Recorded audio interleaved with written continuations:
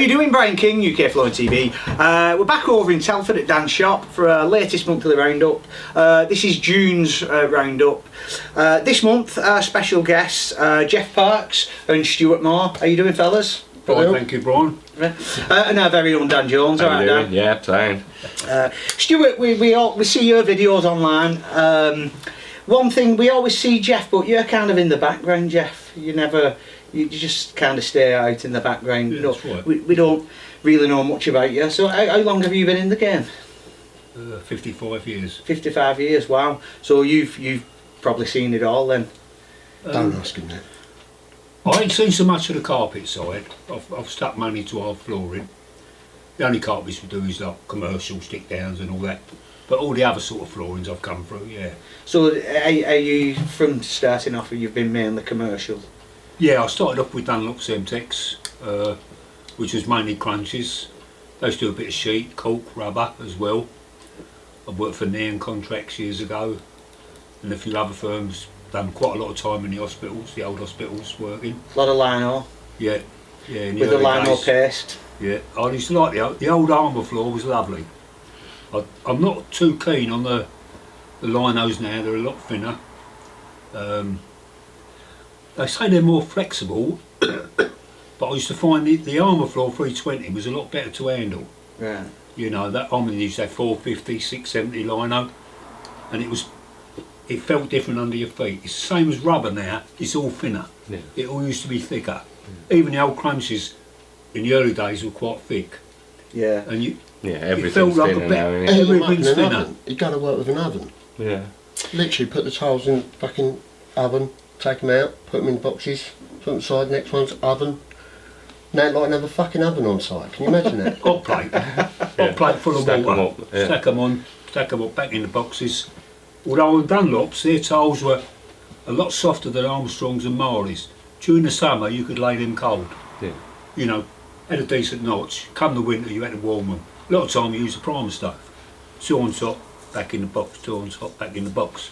By the time you come to laying, when your black's gone off, the heat had gone right through the box. So all the tiles were the same. Start with the first one and they'd last all day. Can you imagine fucking working, well sorry, can you imagine working like that nowadays? I'll tell you what though, would you? Yeah. in them days, if you had houses or flats, you'd have a block of flats to yourself. No one in them. They were relatively clean because all the plastering was done before the screeds went down. Yeah. So you didn't have all the clearing up that the boys have now on new build. Yeah. Well, You'd yeah, have- a man who was a plasterer saw the cleaning up as a part of his job as well. Whereas Well, they the don't screen- seem to The nowadays. screed went on top of it. You know, the plaster first, then the screed. Yeah. Them days there weren't a lot of making good. It was Go over the top. very rare to do any screeding. It was only on renovation works and all that. On new work, it was straight on the sand and cement for years. And the screeds weren't bad, but the main problem we had was sand pockets with inconsistent mixing, if you know what I mean. Yeah.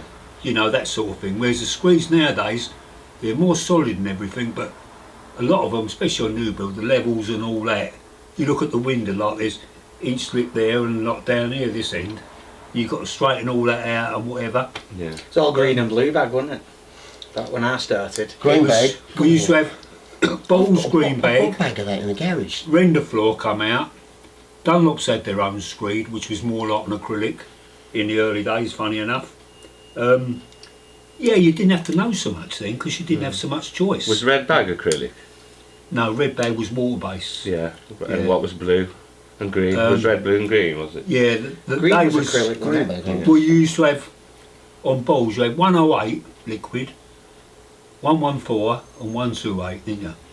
Well, they've still got the 128 and 114, but the old 108 was a really creamy latex, especially if you're screeding over boards before you were applying or hardboarding, because they used hardboard in them days as well. Yeah. They You know, which latex I'm glad over they wood got rid panels. of. Yeah. You don't have a room in that lot, Yeah. just latex it before you put the ply down.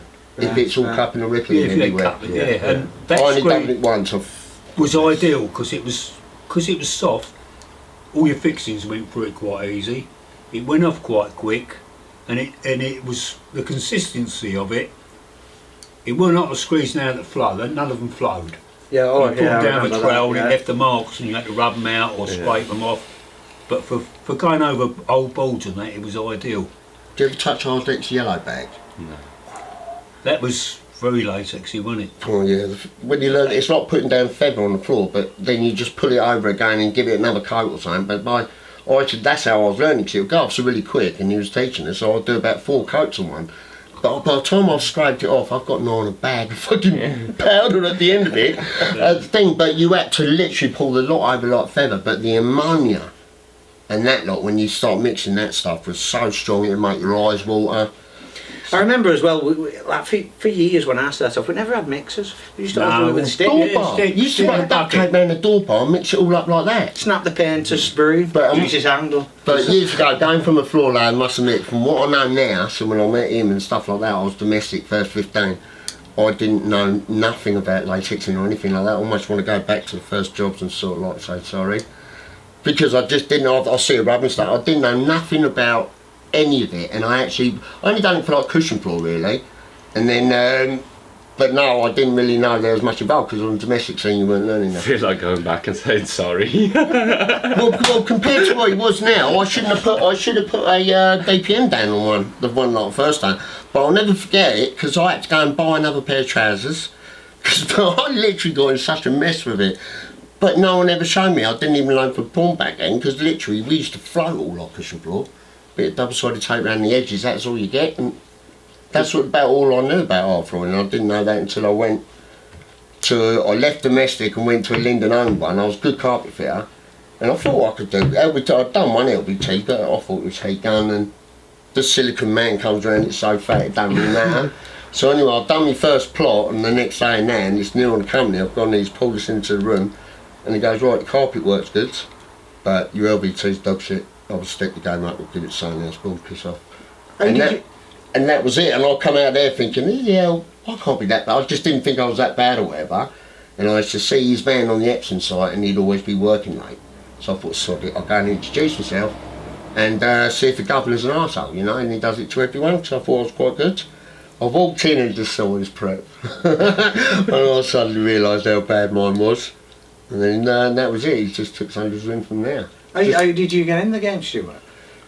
Paul, my old governor, Paul, he used to have 2 lotties, and he lived opposite mum and dad's, and I used to bunk off school and look after his dogs. And then later on when I left, he was a carpet fitter. Right. I bumped into him and he took me on £10 a day. So, and that's how I got it. Well, I was in life insurance for trying to do that, sell that, and that lasted about 8 months or something. But I had a fall out with the boss's son, I left, and as I left, bumped into Paul and he took me on. £10 a day. Yeah. So how long have you been in the game? 33 years I'm now. 33 years. But on my first day, Paul will remember, see, Paul was a bloody good carpet fitter, but he also taught me a lot about life as well. Because, you know, I mean, it's because of him I got into Rotties as a kid. Yeah. You know, I used to walk 2 of his dogs on a bus to school, you know, stuff like that, and take them out. But no, he was he was a good instructor as far as carpets was concerned. But Stuart, you're mainly known for your marboards recently. I noticed something on social media the other day. Is it 6 years? 6 years you've been doing them? I think I got it wrong, it's 8, isn't it? 8. Yeah, 8 I just thought... What year is it? 2016, I remember that. That was the year I first ever sort of like come up with the initial idea, but it's because I was doing a direct-to-convene bathroom. I had 18-inch opus sample tiles, but I had to cut them down to 247 per square metre. Took me a week to do a bathroom, which is 1 sheet of ply. And there's all these little squares, but you had no skirtings on, so I had to scribe all the things in. So I made a little board up to hold 5 of these little squares at a time. And then it just went on from there just to the straight lay. And that's all it was to start off with, and then it evolved on from there. And everything else, but I think the first video I checked the other day was 2018. Right. With the first moldboard to clear polycarbonate ones. You only had the standard board and the little 45 board, there was nothing else really. I think not even the Geoff square was around the beginning, was it? When was it Arrogant selling those little... No, you weren't making them then. But they made a bit of noise then, but it just... I didn't know what they were going to be coming to. If there was a smarter fitter, he'd know probably a lot more straight away. But I've been a slow learner with everything, you know. That method you showed us earlier about dropping it back, I thought it was a magic trick for ages. literally took me ages to learn that. It keeps showing me it, and I never used to get it for some reason. But when the penny drops, everything else made sense. So, yeah, so was it from then you thought, this could be an handy thing for floor layers? it just kept doing more. But then all of a sudden it was at that time, it was at Harrogate time, that's when him and Neil showed us how to make the template for the herringbone. You know, first one to do it. So I'd done it to work with my tools and started doing it like that, and it was great in a little booth, and I thought I'd just change the world. But they knew like it wouldn't work if the wall was pissed or something. I didn't understand that bit, and I never understood it for ages because I started making all templates different sizes to start off with, and I never really twigged that rule until much later on. But then, you know, other bits just kept adding to it, and the only reason the other boards come, because I go and do a job, there'd be a cut there and I couldn't get it. So I go and make a board so I could. You know, one to lock that in on the right, and something will be awkward on a job and it'll catch me out. So I think, no, I'll go and do another one. And they evolved into that. So literally this year has been the first year that I've ever tweaked, you know, just a square off the field method with the pipe bond on what it can do. And when you look at it and when you actually realise, it's one of those things that you just think you should have known anyway. Yeah. Do you use them, Geoff? Yeah, I do. Yeah. When the camera's on him, but if I walk out the fucking room, He'd start doing his own method. I'll tell you what it is. When you've been in it and you're used to a set method, It's hard to do. someone comes along and gives you a box of things and you're looking at them and you're thinking, while you're looking at them sorting could it have out, done the job. I'd have done that cut. But if you persevere with them, Yeah, you'll be in. they're a good asset, I'll tell you that. Yeah. They work. Yeah. But you've got to persevere and you've got to step back sometimes and think, right, I'm going to take a bit longer, but once you get in it, it's like anything, Yeah. it flows and you know exactly. They You know, pass oh, the that Geoff ball to test. do that, that'll do this, and it's easy. But first of all, you look at it, you think, fucking hell, what am I going to do with that? Oh, sorry. Yeah. What am I going to do with that lot? Do you know what I mean? Because he come back with me later on in the game. I had to do the first 2 years on my own because he was on a sulking mission and ignoring me because of a fallout we had for 2 fucking years. Sorry, for 2 years. So anyway, when he come down and it was my vision that done it, someone from his work and his world asked him about the more boards and the jet square. I knew that would be the turning point. But when he come down and I first started showing him in that, like the video, I only gave him the ollie board just to show one little bit and he was half doing the corner. And I got it on video and this, that. I could have given the other boards to do the other bits, but I just gave him that one, but he managed to work out another way of bringing a tile up to use the holly board on the sides and the other bits on the first time of trying, and I didn't even know. But what we found, if you had 2 of you, and I swear to God, if you want to learn anything quicker, do it with 2 of you, because one's standing above you looking down. That'll work. You see it. Yeah, When see you're it. on the floor, See you stuff just you can't don't see think, it. You yeah. just literally until someone up. But if you're standing up above them, they go, no, if you just do that. And then from that point when there's 2 of us, it just went bomb, bomb, bomb, bomb and just carried on going. Stuart, I think what a lot of people don't realise about these boards is it's just one board Yes. what does everything, Yeah. but there's a lot of different sized boards Yeah. for different things. That's the only thing. If you get the box and you look at it and you open it up, it will do anyone's head in straight away and do it. But if you're asking what board works with what, then you're not sort of understanding. And all it is a case of like, you know, what one will fit in the cut. So each one of them is exactly the same. So you could initially just get a long thingy and just cut them all out of one. How I first started done that at the beginning with the polycarbonate, but the kickback on a polycarbonate blade one blade would last no time whatsoever, and I was getting scared every time I was going through it because the kickback had took a chunk out of the blade, used to fire back. But yeah, so yeah, what are you saying now? But go on. How many times have you been asked how many sets do you do? What? How many times have you been asked how many sets do you do? When Well, people don't I've now culled it down, but this is what I was going to do. Hopefully, work with Paddy and the others, and just get everyone's head round to cull it down, because I want to make the sets like the Oscar board and things like that. Like when it's got the rules, and you don't really use it a hell of a lot on that.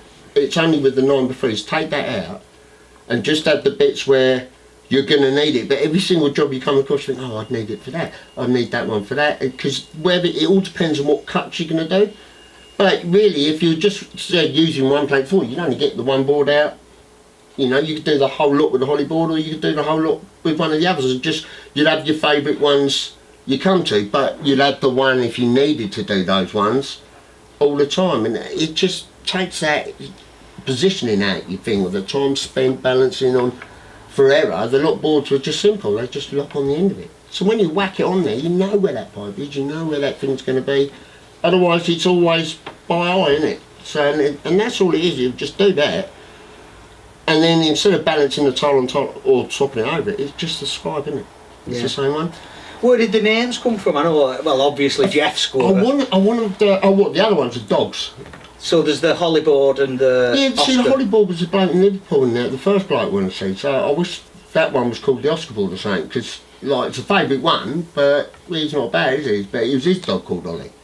Right. So and then he was Oscar board and Chewy board, and then the Geoff Square, because you know it all stemmed from that. I mean, he had them for ages. A bit of line there, so you've still got the little metal ones I made. Yeah. Just get a tile, cut a strip off the back, square tile, just stick it on the front. So it had to be right. Yeah. Put it on the thing, I'll line it up one side, move it along. If it was exactly the same, I knew it was square. And I used to have a big one for cutting off my sheet, you know, so you cut your ends off square. Yeah. And little ones for doing your, you know, when it all started with sheet, because when you're going along doing the artery trays, you've got to line them up with straight edge. If you didn't do them with a square, it's just by eye. Yeah. And if it was a bit of a distance, you could be out. Yeah. And that's Oh, what keep it's checking with your tape measure. But it and lips things. on it. That's the only good thing about it. When you put it on there, it lips. It just sits flat on the tile, so it's not rocking. There's no thing in that. Like you can just put it on there. I've seen the truck in the early days. The boat used to have like a carpenter's square, but it always balanced and rocked. You know, and then you had to look by eye to make sure your straight edge was dead on it. Yeah. And that's why I done it with a tile. I did put the angle on it. The Geoff Square was originally square, and I only become really good when I put the angle on it. Where did the pipe finder come from? Pipe finder was I was in the bath, and Looking for his pipe. But literally, I was just thinking, it all started to make common sense to me back at sort of thing back then, you know, whatever's going to be dropped, it's going to be that one. So if I get a ruler, put a hole in it and put it on there, if it's square off the field, it'll mark that pipe. And it literally worked first time with that metal ruler. And that was all it was. And then I thought, well, if you use the end prong of it, I've actually got them in the band, some of the older ones. It had the square bit, but I put like a nipple on the end. So you put that as your marking point. But the only trouble is then, you couldn't use the square both sides of the pipe finder. So I thought, okay, it was accurate on that point as well, and where it was square, but then you get the arch when it goes round, it'll push it out, because it was either at a point, and I couldn't get the pipe finder in there. And then the hole was a pain in the arse, so I just brought the straight bit down. Originally it was just to make the hole inside the perspex bit so I can use the Geoff Square both sides and slide it up and down. But by doing that and cutting that little bit out, it gave me the straight bit that makes it slide down the verticals, which you won't get off a point. And so it wasn't actually trying to get that to start off with, it was just something I realised after it come along. But it developed into that with just for marking the arcs with just the moorboard to what it is now. So now you can actually scrab in with this. Yeah, literally. I mean, it really, you could have, I've had ones with holes going all the way up, but they're your main tile sizes that you're working with. So whatever number's on there, if you don't need the tool with the moorboard or anything, you just do it as you were fitting normally, because if it's a 6-inch one, that point would just work on a 6-inch plank, or 4 or 3 or whatever it is. So, you know, even in little tight spots, on 3-inch you could just drop it back and just put that on the end, so then the lines through the middle, so then you can't get the Geoff screw in, you can line them up on the end of your plank, you can do the other bits and bobs, and then the one going up through the middle can do a channel, and it's the internal of a double ball nose. So once you've got the internal of a double ball nose, you can do the wedges. You know, you can do it all in the board, you don't need to be near the ball nose. You can just, but it's just having that. Or if you want to find, you know, make a 45, you can just use the channel method. It's just another little thing that's, you know, and it's just, but, you know, we use a pin, what was it? You can use the channel method and that lot if you want to make your 45 and that as well, but you can also work it out if you want to come off something straight to get your vertical off, because when we done that, it was Dean's place, that first custom one we done, he taught us how to do it, that's when I first learned it, and it was a single neck lock. Just stick a pin in the other end. And just done the arcs and that lot, and as they crossed, it's all like, wow, but it was a single neck lock. Just what a fit would have on the van. Yeah, other than that, if it was the circle or anything like that, you should just get a bit of ply, do a line through the middle, and I'd do a line you know, to give me reference up so I can just put it where the hole's going to be. We just bang a nail through it and then just get your knife and put a notch in the ply. And then just leave that thing in position, do whatever sides of the floor you want and just put it in that notch and pull it round there and half accurate. Yeah. Just, he'd put 2 bits of ply together to wedge a blade in there. Or when we'd done the artwork, when we first started doing that to try and get a bit, you know, it was pin bars, knife, trying different things. But the neatest one, 2 little shitty bits of ply nailed together with the pin through, kept the pin vertical and spied it all round. We know you've been asked by like main manufacturers who want to take over making your boards. How come you've not, and you've kept it personal and simple? Because fitters are the only ones that are ever going to use them. So you're keeping it just for the fitters? They're the only ones that are going to benefit them from them, the only ones that are going to buy them, the only ones that are selling them, the only ones that are going to teach them. What the fucking hell do you need? I'm sorry, what do you need? No one needs to monopolise anything of that. It doesn't have to go to anywhere. I mean, ideally, I want you know, whoever's competent enough to know how to use them can sell them. If you can't, then you've got no business doing it. It'll be no different to a game, isn't it? Like some people selling floors that they don't know how to do it. Fitter goes out there because they think it could be done in that amount of time. The fitter all of a sudden is under pressure to do a job. We had one not long ago, he was down taking a bloke, said 3 days. You wouldn't get 3 days, you wouldn't get that done in 3 days, but all of a sudden you get a fitter on a day work or stuff like that, they lit that day off and he's under pressure under the cost to work late because, you know, he thinks it's supposed to be done in that time and you can't. If you're doing a number fit, it's going to take longer, or if you've got more, it's going to be complicated. You start sticking a time pressure on it when they get tired, then they'll get tired or make a mistake, you know. They're not going to get appreciated if they've done something great. They're just going to get bollocked if they ain't pulled out of the bag. But so many of them will be there, late, trying to finish a job, because obviously something else has got to be done, but they should have been allowed more time, way more time than that to do it. If they want to find an equal ground with it, the shops and that, like, a lot of them is, it's some of them, the ones from back in the day and that like, ain't a bonus really, because they've got a lot of experience, but it was carpets, cushion floor, then it went to laminate as well. This LBT's now hit them. You know, they will dub and ball whether it's the herringbone, they'll see a 9x3 and the customers say they want this, that and the other, and they'll bloody sell it to them, and I won't. You won't see that in my racks. They've come to you for a herringbone, so you'll sell them a herringbone, but do a 4.5 inch plank. It's in a bigger area, it's still going to look good, but you'll take a day off a job just by making that wider.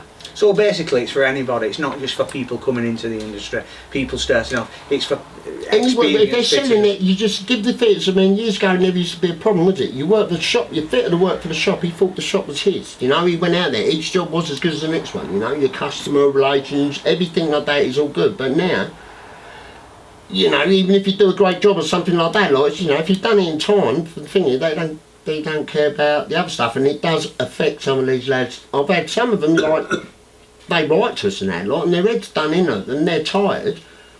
But I'm looking at what they're supposed to do, and I'm thinking, you can't. It doesn't matter if that's only 20 square metres. If it's a right bloody awkward area, it's going to take for ages. Yeah, yeah. My mum's bathroom was up less than a box of tiles. It took me 3 days. Bastard thing. They put the toilet and the radiator thing, and they're all back in after my sister's kid's boyfriend done the tiles. They had everything out. Empty carcass, but no, they put it all, and the towel rail, the old one, with a herringbone, popped in little bathroom. But no, I just think if they give them, they need more time on the jobs, they can't do it, and then you get the others who say, oh, I could do that amount of time and this, that and the other. It's not possible, but there's got to be an even way, because if they could do the good work. You can use this as an aid on awkward cuts, or you can use it all. You can use it all through the job if you want these things, or you can do your own method. But when you come to the awkward things, you can grab this and use it for the awkward. If you can choose what you want to do with the gear, can't you? Yeah, I'm not. I've redone my bathroom sort of thing, and I had a little, I don't know, a little funny moment or something about 8 or 9 or 10 o'clock at night, whatever it is. I was just trying out the 2 colours, like this tudor mix sort of thing in the bathroom. So I started doing a little bit to see what it looked like. And I thought, well, I'll get that little one in. I didn't have all the tools in, but I had a pipe finder there. I've done the old bathroom and everything and that, just with a pipe finder. Nothing else whatsoever. Use that to scribe template, that to mark it, that to do everything. And literally done the old bathroom. We're going to have a go with this, aren't we? Yeah, we'll have a go next week with that. Stuart, how did you get involved with Candine? Funny you should ask that. No. Again, it was when after I met him and we were doing Linden Homes and that, we was fitting a lot of the T88s and the white ones, you know, a lot of it was the square tiles back then more than the wood plank. I'd have a load of them left over, and I was teaching myself airbrushing at the time and making all the templates wet, so I made them out of a tile. And then all of a sudden I thought, well, I'll try it, and I'd done a Marilyn Monroe, then a Samuel L. Jackson, and then something else, and I thought it was cushy, so I wrote an email to Calm Down, literally to, I didn't know who may concern, sent them the pictures and said, look, if you've got some old tiles in there, can you send them to us, because I'd done the back of my Iveco van like a film strip. But I thought nothing of it, this, that and the other, and then, I said to him one day in the van, one day, when we were chatting away, I said, we're going to work direct for Calm Down, and it was one of my little visions. But 2 years later, some bird must have found my email in the spam, or something or other, see the pictures. Debbie Turvey, her name was, she wrote to us, and she had an exhibition to do in the gallery in London for Calm Down. He's got like a shop there. Can we do something like on a British theme? Seen the picture. We was only going up there for a day to do it. We spent ages cutting that thing, and we'd done like bulldog, beetles. You know, compared to what they're doing now, no, it's not as good as when, but you know, back then it was quite good. We've gone up to do this gallery, and I ain't joking, by the time we got the thing on the floor, we've had to take it back up to come away, and these people were having champagne glasses. But there was also a girl there, one of the higher people for Calm Down, she had a beautiful kitchens magazine job that they were going to do. Sent us that when we get there, it wasn't the spec it was supposed to be. It was a hell of a lot more work. She had old school radiators, brick, cardboard, ply, and all of a sudden this is our first one. So we pulled it out there, done the late ones, but the woman who owned the kitchen magazine, she knew that, you know, that was a good turn. So they done a good report. Then all of a sudden it spread like back, and they were doing all the exhibitions. So we'd stay late, you know, we didn't let them down. So next thing you know, another department used us. So then from that point onwards, we'd done like Decorates, Altfield, London Arena, Olympia every year, Chelsea Harbour. That was the finish shop, wasn't it? Yeah. Up the top there, all the exhibitions for like 10 years. And then Geoff actually done a toilet for one of the Calm Down reps. The bloke we were working for, he had the largest Calm Down account at the time doing new builds. And they heard about Geoff, and he went and done John Goldsmith's place. From that is where we sort of like got another foot in the door. We ended up doing, and that's when Paul Barrett just took over at Calm Down. And literally, yeah, so we ended up doing his place, which was like a nightmare for fitters. The prep was all over the show. They were having an 18x3 herringbone going throughout the whole ground floor, and it was going to be borders everywhere. So it didn't matter where we started. You know, the hallway would be framed, everything would be framed. So we started in the kitchen, started doing all that lot, and we'd already started and settled everything out. She'd come home, she didn't want a border. We had to change it all. And that's how I come up with I changed the directions in the doorways of each one and that lot, and it didn't really matter if I lined them up, so we wrapped it all the way round. It just worked out which one hit it, and I just made the cut, and they all linked in to change direction and change the size. But it wasn't planned to do that. We had to come up with something, because otherwise, you know, we would have set out from the hallway and branched it all off. Yeah. So yeah, so that was when we done that, and then from that point, I went to America, met John Bonney. He was president of sales in America, and that's got on ever so well with him. And yeah, and then Danny Walker was the owner's place, and I was commissioned to go out. I actually done the video bit, the Greyhound, the Great Dane Smokey, the dog, and go out to Mike Walker's and actually put it in the floor. But I think he had to go on Australia, something to do with an operation or whatever. Anyway, it fell through. But yeah, so I've known him for like probably, I don't know, a lot longer before social media. Right, Dan, we'll have a look at what we've seen this month. First one up, this young lad, Ian Richardson, Danny Latimer's old apprentice.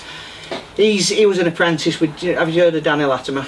He does a lot of the runners and exercises. Yeah. Well, he was his apprentice, but he's gone on his own, and you know what I mean. He's not been doing it long. Does some good jobs, doesn't he? I think the other month it was his first ever staircase in a twist carpet. No, he's doing. That's not easy. He's doing stairs in Sizewell and stuff. So he keeps catching my eye, aka Mad Ian. Yeah. That's quite a thick old size as well. It's all right when they're on the tight ones, but you get one of those loose ones when they first come out. They'll be damp when they'll be damp when you're unrolling them. Yeah. They're just like straw. This is when you need your Robert's anti-fray. That's Tiger's Eye. Oh, was it? That's Tiger's Eye. You can get some softer ones that are nicer to cut, but literally, it's not a very easy one, is it though? No, I just think for his age and the amount of time he's been in flooring, I think he's producing some really good work for a young lad. This is what we want to see, isn't it? Yeah. Young lads coming up. What was that loose stuff we fitted the other day? Jute. Yeah, we know. Literally fell apart. You could just go like this with a big piece and it just pull it Fell apart. We managed it though. This one, Matt Bowles, Creative Flooring, the Victorians. I keep pulling these every month. The Victorian Heritage. look into the heritage. Yeah. Yeah. I think it looks really well. Do you do a lot of that, Stuart? No, in all honesty, the only one they've done was the bit we done up just Harrogate in one. But with those ones, I mean, there is a lot of work on them. But the only thing is, my theory with them, when it comes to the borders and stuff like that, like Matt's done it right there, you frame the floor, not the wall. It's never the place of that. Sometimes when you're going to go in and out with all those borders, you got to realise that's not how it's supposed to. It's supposed to, like designers, like usually a long square, and the border can go wherever it wants. If you're cutting over to a half or a quarter tile, even though it's going to be more work and identify everything in the hallway to make a corner on, it's better to bypass it and just leave that as a. Because if you see when they first come out in the ceramics, that's all it'll ever be with the red terracottas and that, or you'd see them out like side houses and the front paths going to the gates. But with those, it's going to be hard when it gets. If you've got all these other bits and bobs, because they want to do lovely jobs on the miters, but the squares won't work. You know, it weren't designed for that. It's designed to just be squared, as a picture and just frame the floor. Right. Next up, If you look at it, years ago, they made square tiles and half tiles.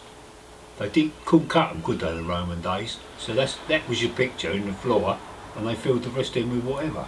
And every single That's where pattern, it no comes matter from, what, really, is because they squares didn't have and the cutting triangles. things. Squares and triangles, you can make every single pattern up. If you break it, you can set them on the isometric, orthometric and that and all, but every single one will be a square or a triangle. Because we cut a load on that eye back one, didn't we? Yeah. And you could do all the letters or anything, but then you can form any other kind of pattern. It will all be just made up of squares and triangles, absolutely everything. right. If you look at terrazzo, marble years ago, none of the stuff was cut on site. When they used to get marble blocks, they used to cut them up with metal rods and sand going through them. Really? And the more that they cut, obviously the more expensive it was. Yeah. Didn't have all the diamond things and grinders and everything, you know what I mean? Right. I mean, you look how ceramics have come on years ago, a little scratch, nippers around everything. Now, the shapes they cut out's phenomenal. Yeah, but You your know. parquet and your wood patterns and stuff like that only came about for the shit that was on the floor in the factory of the wood mills when they're cutting out the normal boards. All that stuff on the floor, so they just make the waste into tiny little bits and hence your parquet. Right. I can remember when there was a wood shortage, I think it was later on in the 60s, 18, you get schools, used to have the blocks or the wood strip, then all of a sudden you got the 5 fingers, which Yeah. was all the Yeah. crap, wasn't it? Yeah. All that lot started taking over, and wood died a death. There was only a few pucker wood flooring firms in the country at They one made time, that really. sawdust glued together, and then they made that. Do you remember Granwood, No. which was cement and wood shavings and whatever? They used to Yeah. stick it in like a tile adhesive, sand it and grout it. Yeah. That had an oil in it. I think it had linseed oil in it or something, because you couldn't cover it because it could bleed. Yeah. Do you know what I mean? But that used to get a lot of schools in there. Yeah. Yeah. Well, we've got a lot of there's like military houses, and they've got the curved skirting. Some of them started with Well, quarries. the stone ones. Yeah, the others have got it out of that wood as well. The Oh, later yeah. ones have, yeah, and Yeah. stone staircases, Yeah. well, concrete stairs. I can remember stone skirtings, Yeah. where they put a bit of sand and cement around the wall, whatever.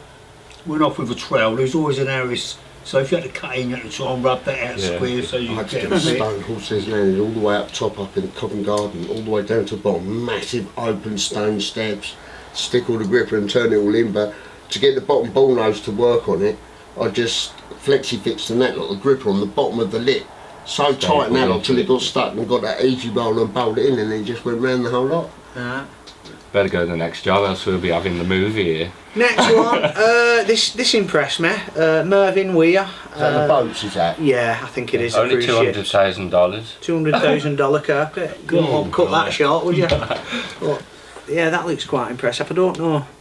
That is It's nice, isn't it? Three Three big handmade Chinese rugs. Yeah. rugs. That's nice. Yeah. We had this one up in London, it was £175 square metre. It literally was, they ordered so much more because they didn't want to do joints and this, that, and I replanned it, had 9 metres by 5 metres left over. They said I could have what I want, but you know, I couldn't lift it, no one could lift it. I cut the bloody thing down and just took it down, so I just gave it to friends as all stairs and landings. It was that dear a carpet, I didn't want to waste it. But 9 metres by 5 metres left over. Didn't look that good though, did it? No, not for £175 a metre, Chewy liked it. Next up, Rich O'Driscoll. He's Yeah, he does a good job. Yeah, Rich. He's a nice lad, Rich. That's the only side of the carpet I never really liked.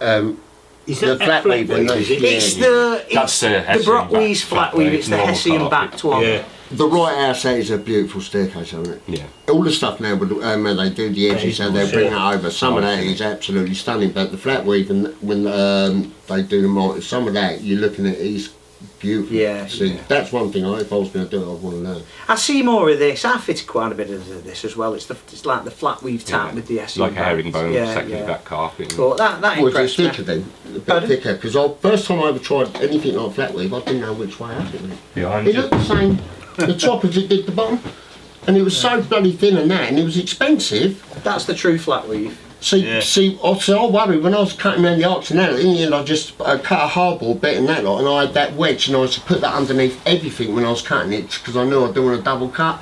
Yeah. So every arc and that lot, I'd be that's a boards. flat leaf carpet. That's what Rich has done. Now, is there a side to this? No. Do you know of other So I've done sides? it in a bubble weave. you can have Actually, either it's side, £75 a metre. I'd seamed end on end in the doorways and twisted every bobble as it went across. It's nice stuff. Yeah, it's come on a bit more, quality, isn't right? Yeah. Is it, what's one of the stretches you can go on the winders without cutting it? Just manipulate it around. Is that this sort of one? Yeah. It does look nicer. You have to use blind grips, don't you? Velcro, Velcro. Nice. You know, Microplast. felt that gripper. Yeah, but did you ever use that Velcro gripper? I used to think that was shit anyway. I just did dust and spray and that. Some days I've gone to some haven't jobs. used When it first I've come gone- out, carpet right now. I've gone to carpet right jobs with the old felt back, and I'm like, why have they stuck this to the gripper? And sometimes it sticks that well. But you can only tension stretch it and all. When it Yeah, first come out, you're only meant to just you can only just tap that bit out and get it on there. I did a couple of rentals in felt back and used the Velcro grip, and it was alright. Yeah. It was a bit expensive to buy, but it did the job alright. Dust and spray on the top of it. Felt back in the days. I took the phone back up the other day. Was it powder? No, it wasn't. Any newspapers? No, it was on top of one. I done a house in Don't ask Tunbridge me. Wells, and I'm not kidding, the courier was there, That's and in a the good job, courier yeah. I was in the sports section. Is this one from you, Dan? Yeah, that is. I think the What did other. you think? It's the same job. That's the bottom of that job. That's quite an awkward landing. He's sewn the bull nose up. Who's this? I don't know. What does it say? Day. Julaway. I never look at the names, I just look at the work. Yeah. Well, that's it. I look at the work and then. Who are they? Julaway. Julaway and Rye Flooring. Easy. I think Albington. they're from Brom. Oh, and yours. Bromley. That's right with me, isn't it? That's nice, that's an That's naughty it. That's landing, the innit? landing on top of that bull When you nose. get in to roll over, Yeah. that little And vinegar in the opens bottom. up, yeah. Yeah.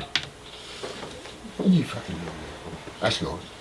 Was So this you got stripes as well, and that. Got it all lined up on all Yeah, the you'd have stairs. to though, wouldn't you? Yeah. You're saying like that, you would just look at like mental if you didn't. who's that? David Rose Carpets. Yeah, he's quite a good fitter, David Rose. What's Seen this, that? Dan? It's a handmade rug. It's nice, isn't it? Look. Yeah. That's actually, he's chucked it on his grass, isn't he? But look at that rug. Carved and tufted. Who's that by? Ignorant rugs. What does that say? Inaugurant? I bet it's Does that not say ignorant rugs. Yeah, it says that. That's nice. It's Isn't a phantom made rug, yeah. It's nice. I don't want like from. I King bought, Flooring, is that Chris King? I think is he American? Maybe. Don't know. I like to make one for a friend. I've done a little tram. I've just got 2 bits of 80-20 twist in there, and I've done the tram all round his lounge, all going through, up the stairs and everything. Novelty wore off halfway through, I can assure you. But I had to do it all round on the landing to the top, and I was doing it for sausage and mash. So what? Who's this? Chris King. Yeah. King I'm Flooring. pretty sure. Yeah. It's not. It's nice with the promotion, carpet, isn't it? I haven't seen anything like that before. Nice, isn't it? Yeah. The only thing with the outside, So they've got an you open get- rail coming down on the side. When you're getting that overlap when it comes over to get the underlay bit if you can't pin it underneath. Yeah. On some of them, I used to drive me mad and that. I've got that tape in the end and that. Well, they cut the underlay out in a triangle on that's the it, on the V, yeah, but sometimes you say to them, if it's open, or it black might be, tape, if you could. black carpet tape down the edge. But I always found that one was like, no, if they're closed, they're all right. But, you know, some of them, it would just be pouting out at the bottom. I used to just cut it an inch over, double-sided cloth tape, 2 inches, get my crease down it, so I knew exactly where it felt, just got that to line up. Scrunched it all the way up and that all the way, so it just stayed whipped all the way down without me trying to turn it and nip it in. Just stayed that one, and it worked for winder, first part of the winder, because you had the first bit turned and square, so you only had to put that on it. And because the tape held it round, I never had to worry about pounding it in anymore. Oh, you turned it before you started? But yeah, I put a roll, I just cut it 1 inch over, and then put 2 inch tape down, and then fold that over, and then just roll it up, and it just holds it, and it stays like it all the way down. Yeah. Rather than trying to turn it as you go. Yeah. No, I'd turn it first and glue it, Copperdex or whatever. Yeah, spray.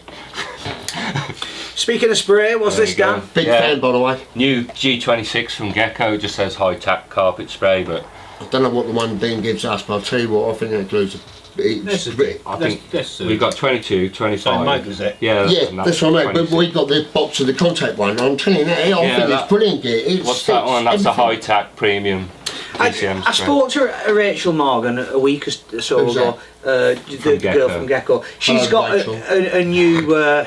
a new water-based spray Yeah. adhesive what's coming out, so she's going to send us a couple of cans to try Yeah. out. So that can be different without it. I like just that one there, if it's there and it sticks. You know, like, what's the point of water? Cool copy decks, isn't it? Yeah. But I just thought that one is a better grab than I tried to anyone buy else. some the other day, Really so grab I've had it. that You put for a little years. dust on the floor and it old things. Yeah, F balls do it, is I've that gone one, through don't loads of they? it. Oh, that's Yeah. It's all about if it grabs or not, basically. That's what I mean. You know what I mean? You can we- send out whatever spray you want, Yeah, if it does it grabs. stick? Does it stick? Yeah. Yeah. When we used to do Yanni, you used to just get it to web. As soon as it webbed, you knew it would be alright. But if you see it when it was coming out and it's still forming, you know that's going to take a little while to go. But just hold it back and let it wet. But see a hard floor layer with a can of spray. You know? For a carpet fit, can do it like a graffiti artist, you know, get it really neat. You know,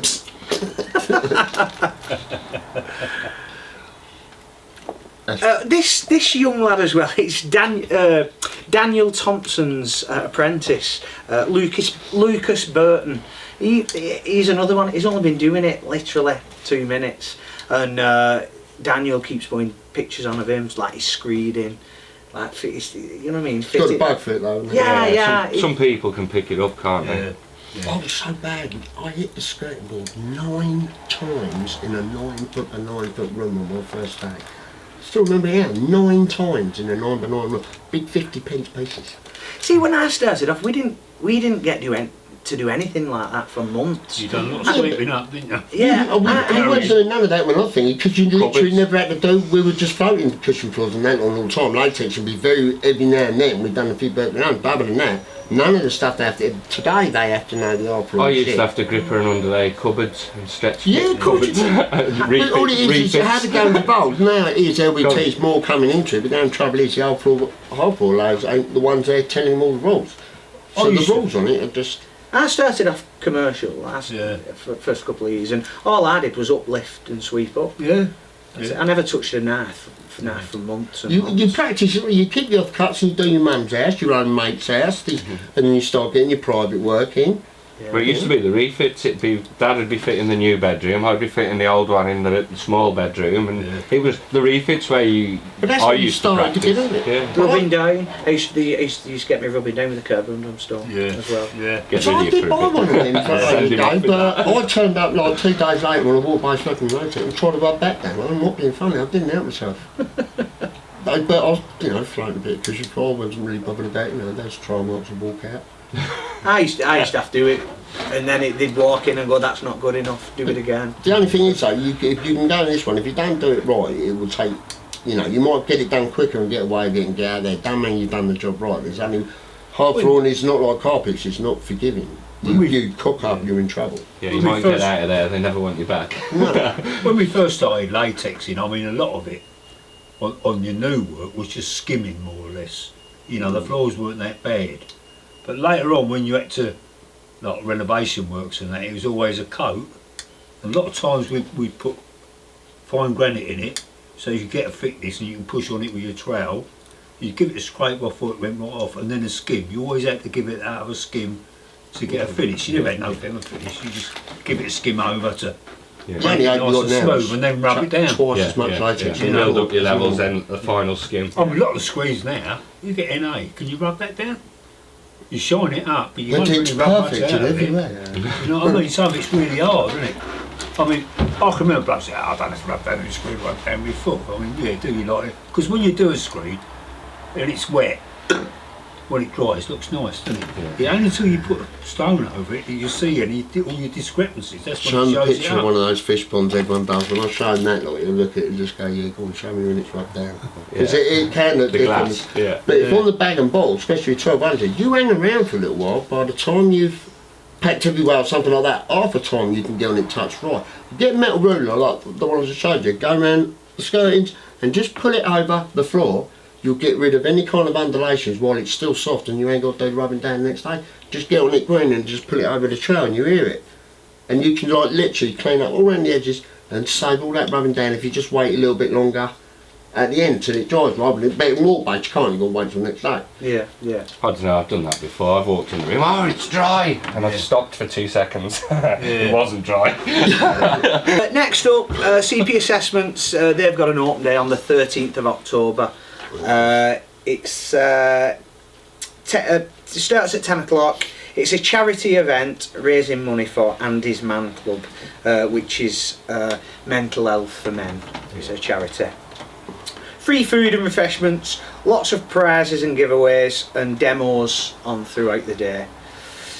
Also as well, David Brown from Turkett is doing the Great Welsh Outdoor Swim to raise money for Andy's Man Club. So that's that one. Also, Floor Skills Open Day, Dan. That's on 21st of July, 10 till 3. Lots going on there. There's a bit of food, isn't there? There'll be a lot of demos. It's a big day. Have a look at the flyer on the internet. Yeah. It's a good night as well. Yeah. Did you go the last one? Yeah, the last one was good. It was a good day. Yeah. Quite big as well. A lot going on. Are you going this one? Yeah. Yes, Matt's given us both. your demo. Yeah. So literally, so be nice if you could get everyone, get more lads up there. It'd be worth a trip. There'd be a load of us there. Yeah, there was a lot. There'll be a lot there. There's a lot there. You going that open? Yeah. Some of you. Yeah, but that's on the 23rd of June. July. Yeah, I know, I got the date wrong. That man, it's still going. Right. You're there doing demos. I thought we was there tomorrow. No, yeah, we are going to pop in there tomorrow. Oh right, okay. Yeah, it was. There'll be a lot going on there. There was a lot. Yeah. Oh, it was good. Ran. Solihull. It's big, Oh though, right. Yeah. Also, the fitter of the year this year in LVT. The semi-finalists have been announced. It's Matt Perkinson. Matt Perkinson was in the finals last time. Yeah. Keith Francis. Is it a name what rings a bell? No. Dan Jones. Who was That name rings a bell. he was in the finals last year. The year before, and he did our roundup from Oxford City Flooring. Daryl Emery. That's Craig Emery's brother. Yeah. Scott Flynn. Is that a name what rings a bell? I've just tried to see my merchant name with him, Scotland. I've seen it. Wesley Brocklesby. Not heard of him. I think he was in the floor skills competition semi-finals. Is he the guy what's got the floor skills tattoo? Tattoo. I think so.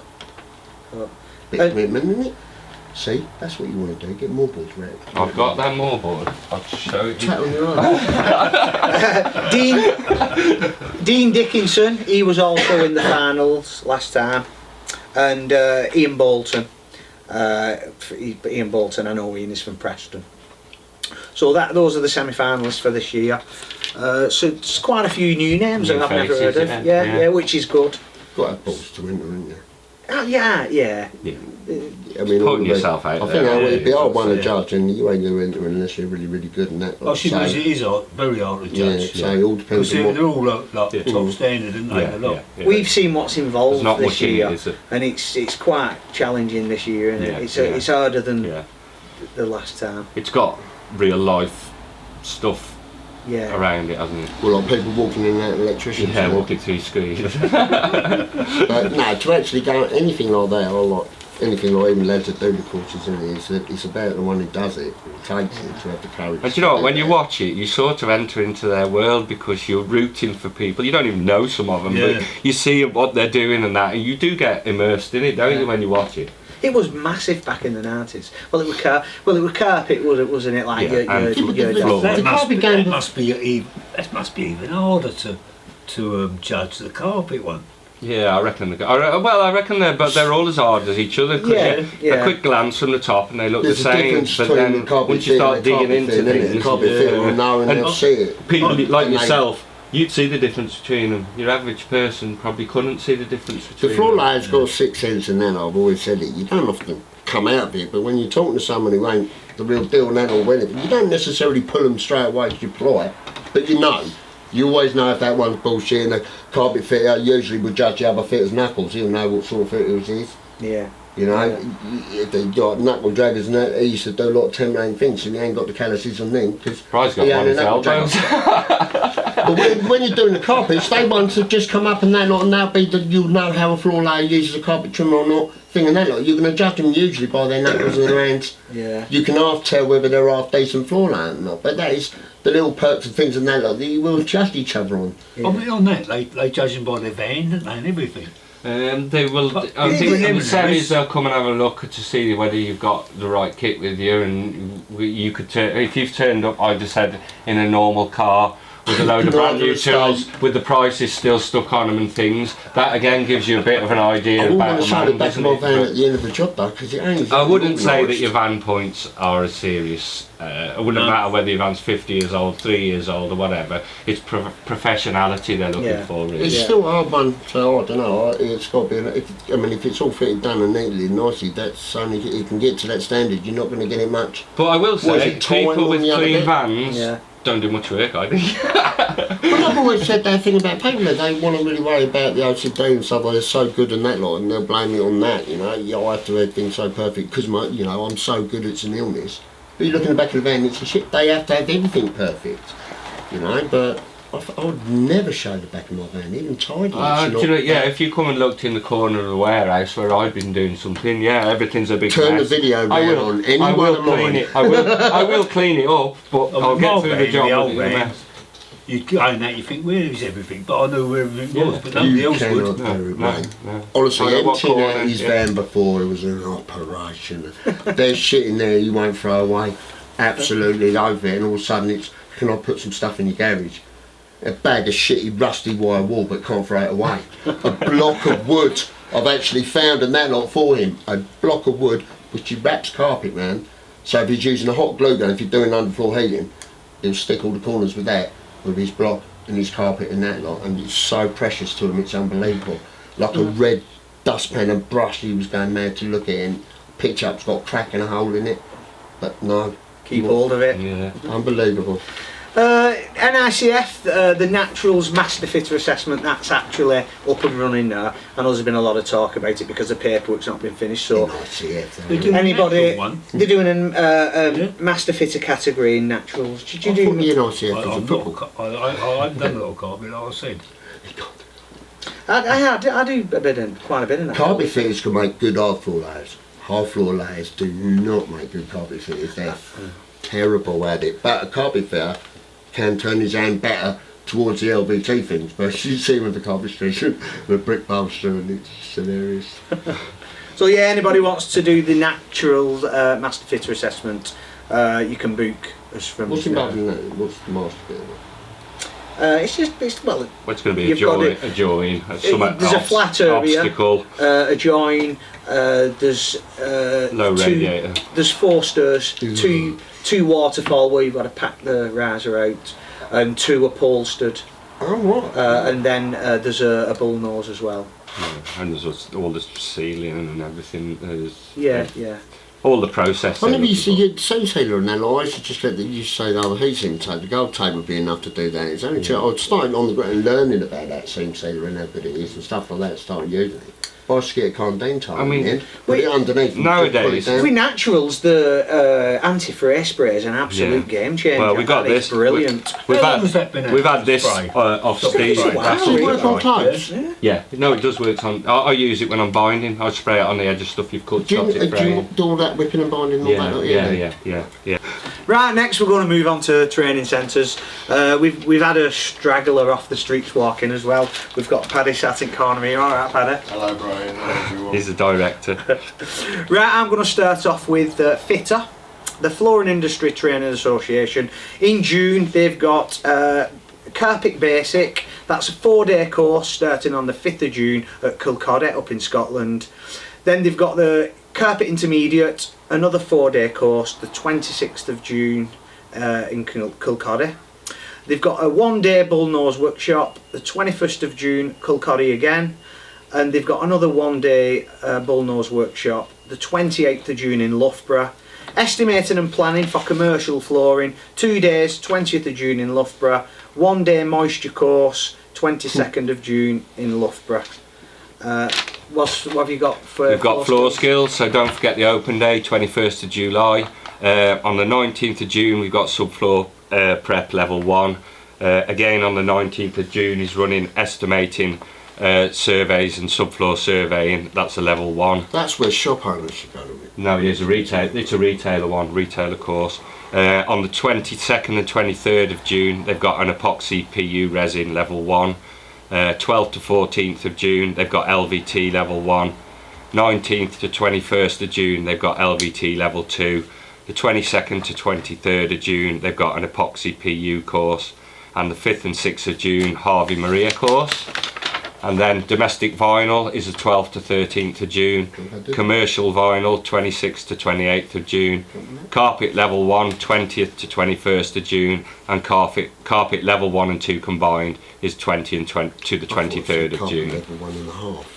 What's the resin and PU? Is that finished resin The floors? pour down, yeah. Ah, right, Yeah, okay. Looks impressive though. Yeah, it looks Oh, good, some doesn't it? yeah. One of my mates has got into that. Next up, Floor Ninja Training. We were going to get Stuart to read this out, but he's forgot his glasses, so I'll have to Brian read have it. to do it. I've spoke to Luke. He's concentrating more in June on one-to-one and bespoke training, as he's busy with his business as well.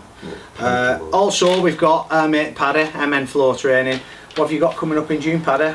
I've got LVT fitting courses and herringbone courses, both 3-day courses, and then I've got, just running through the summer, so check on the website mnfloortraining.com or have a look on the social media for more information.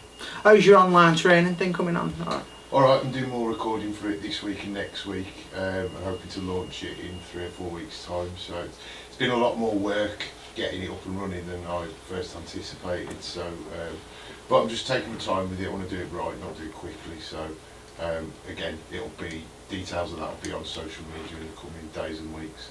Brilliant. I've also got a Facebook Live event with Oozing and Wolf on June the 16th. Live, Facebook Live, so you definitely can't come. It is that, isn't it? Friday the 16th of June, 6 till 7 p.m. So yeah. Yeah, spot on. Brilliant. And knee pads, bro. Yes. What are these and where they're from, Dan? So we get looked after by people in the trade. Steve Rassell from RWS Carpet Fitters Supplies, Rassell. He's give us this to try. This is Robert's anti-fray spray. Works with your sisals, your woven, or anything that frays. Dries clear, reasonably priced, and you can get that from RWS. I'm not giving that away because I like it. But we got these. I want it. Yeah, well, you can have half. What's that thing called? A naughty thing they do? Chroming. I learned out what that was. Have you heard of chroming before? Apparently it's sniffing chemical substances to get high. I tell you what, you wouldn't want to be sniffing any of this. So chroming, don't do it.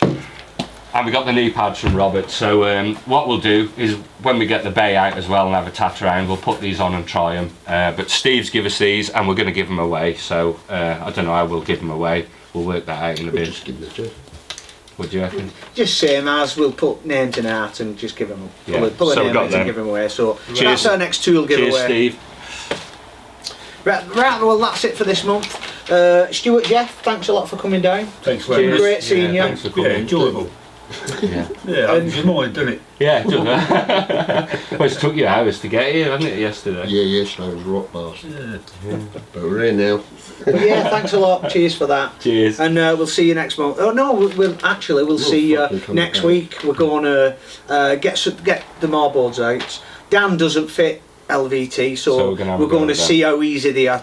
Under to the use. instructions. Are we of going to do it today and then you show it? You're not allowed to use LVT. Yeah, that's what we're Do you doing. want to wear a different jumper when you go in there so we can look like it Stuart, is next week? what we're doing is making it look like we are doing it today. I'm on putting board. it- I'm just saying. Thanks for spoiling. Do you want us to get changed or something like that? Yeah. What are you going to wear? Yeah, I'll Suit. make a quite a beard or You something. got a suit? Cool, not tapping since last week. Right. Right, cheers, thanks. Let me get rid of